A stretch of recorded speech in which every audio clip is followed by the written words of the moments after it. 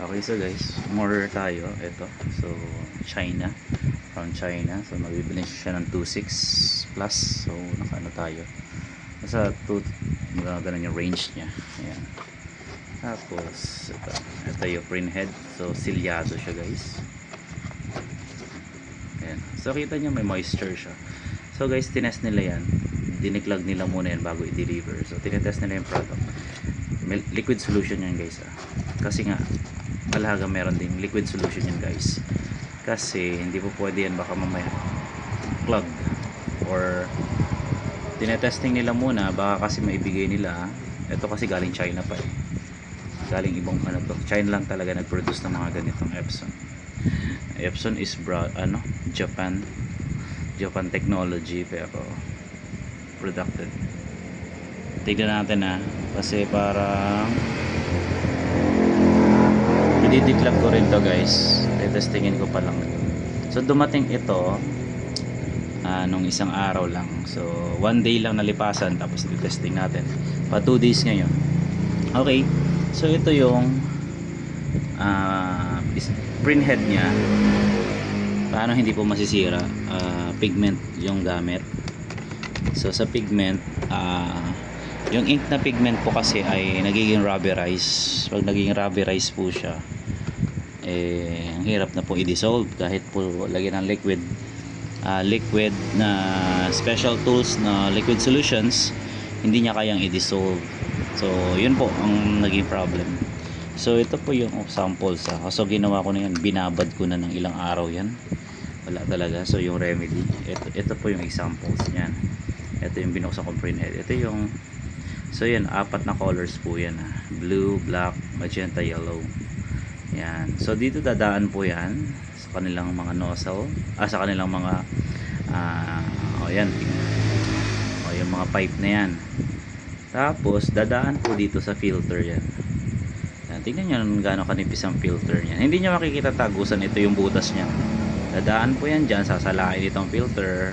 So ibang uri ng filter po ito, hindi yung filter na parang pansala. Tapos ito na po yung pinakailalim. Ito po yung main board natin na sa print head. Dito po yung controller niya. Yan, tignan nyo. Dito yung controller niya na magnetizing spraying nozzle.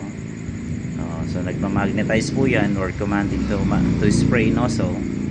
So meron pa po dyan sa loob niyan, tingnan nyo. Sa butas na yan, nandyan po yung may lulusutan pa. Dyan lumulusot yung ink. Tinanggal yung cover ng nozzle, yung print head nozzle. So hindi natin ito matatanggal basta-basta unless na tanggalin natin yung pagka-soldering nitong mga flex wire na to o flex connections na ito. So dito yun guys, tingnan nyo sa nipis ng butas niyan. Tapos doon meron pa pong nozzle yan sa loob. Meron siyang filter nozzles doon sa nozzles. Kaya pag dito walang bara sa second filter, dito po magkakaroon ng bara sa main or yun sa pinaka main dito sa nozzles, sa nozzle spray hole na siya nagkakaroon ng problema. So yan, nagbaklas pa kami niya, nag-effort kami nito para may demo sa inyo. Yan. So dadaan siya dito sa butas na yan. Tapos dadaan po siya dito. May rubber po yan Kaya tandaan niyo pag nag-spray kayo dyan, may rubber din po yan, may seal yan. Dadaan dito yan. May rubber seal yan. Yung oval na yan, may mga seal din po yan. Kapag ang isang printer po ay tumatagos na, pag nag-spray ka tumatagos na yung liquid dito, lumalabas dito, ay hindi na po magandang sign yan. Sira ng rubber na, matagal na pong gamit. Okay, so balik po tayo sa main topic. Napakahaba naman ang demo natin. So ang gagawin po natin ito, syempre bago po ito, convert po ito ng mayari, ibabalik niya po sa original ink. Tatanggalin natin itong pigment, lilimasin natin ito. So paglilimas niyan ay kukunin natin, so kukunin po natin yung mga ink niyan, lilimasin po natin yan. Pagkalimas niyan, tatapon natin dito sa waste tank na ito, sisip-sipin po yan. After niyan, lilinisin yung hose, ugasan po natin ito sa poso. Wala naman tayong poso sa gripo syempre. Ayan. Tapos yung damper, lilinisin din natin.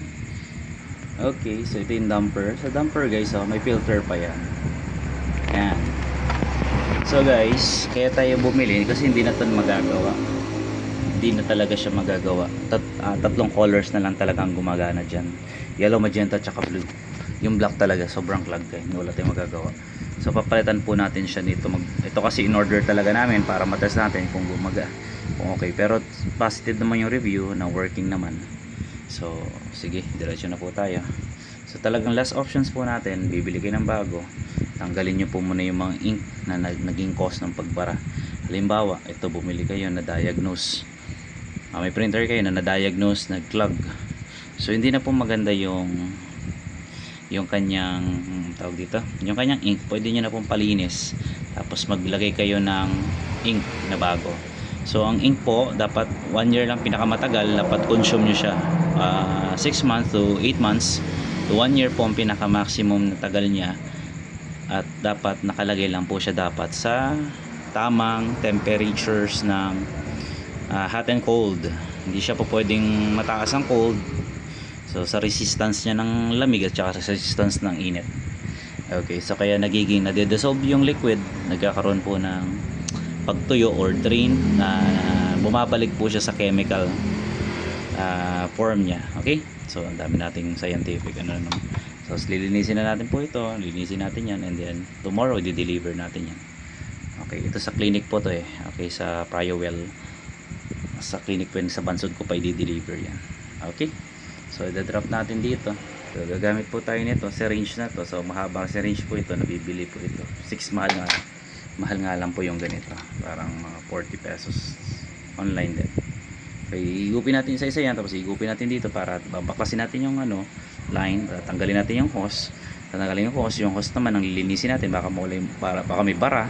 Tapos yung mga damper lilinisin natin, papasukan natin to ng liquid solutions, which is nagtimpla lang ako ng liquid solutions.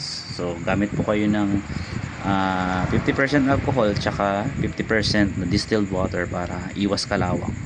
Okay, pag pumasok sa printhead kasi para hindi kalawangin, magkakaroon cause ng pagkalawang sa mga printhead.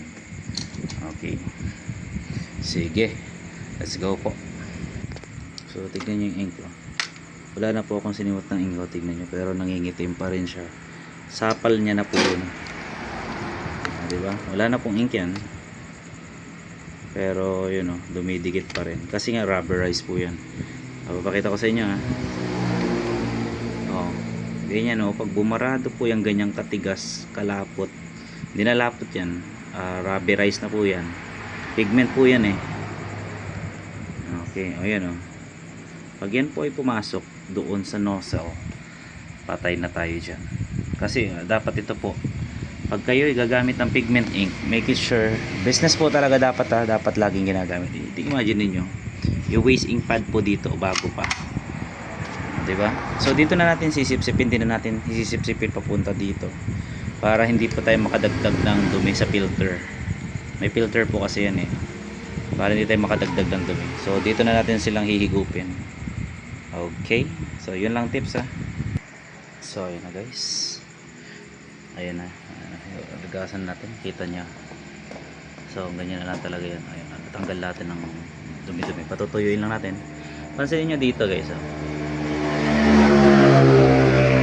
ayan po yan filter po yung bilog na yan. So dumikit na po dyan. So possible po mahina na rin siya magbuga. Dito hindi siya masyado naman kasi ayan, blue yan, medyo kaya pa lumusot dyan. Black yan, medyo iba na yan sa black, medyo tumigas na ng kaunti pero okay rin. Ito sa magenta nakikita mo para namumuong chok ayan. So pupunasan, papatuyuin ko lang muna. Tapos, so i-continue natin ito guys ayan. Ayan na guys. So ang gagawin lang ko, i-declog ko lang din yun. Tatry ko muna kung gumagana. Pag gumana, okay. So dadali natin yan. Yung ink kasi nyan ay doon ko po isasalin pa sa Bansod, doon sa mismong sa shop, sa clinic kasi ita-transfer. So ang ginawa ko muna, nilinis ko lang muna. And then i-check ko lang itong printhead, tapos doon ko ilalagay yung part 2 video nito ay yun na. So ganun guys ang pagta-transfer o paglilinis ng ink.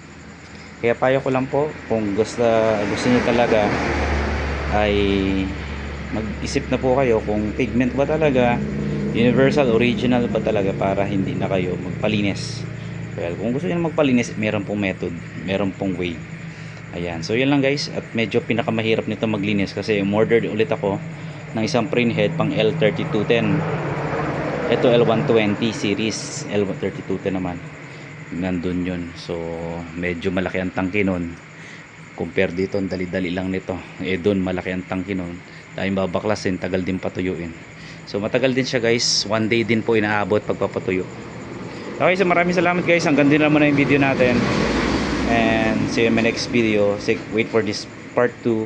So ang ating ginagawa is replace old ink at replace print head. Ayan, yan lang po yung solutions para mapagana natin siya ulit at mag-function siya ulit ng maayos. Okay, so goodbye and see you in my next video.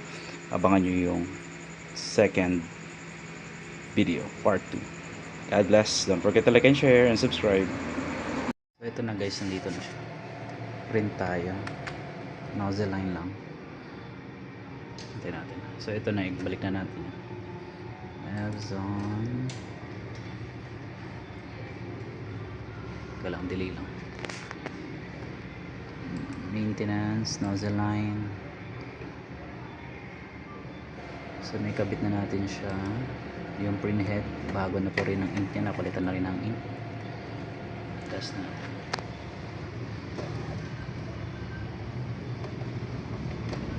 Tela natin guys ha.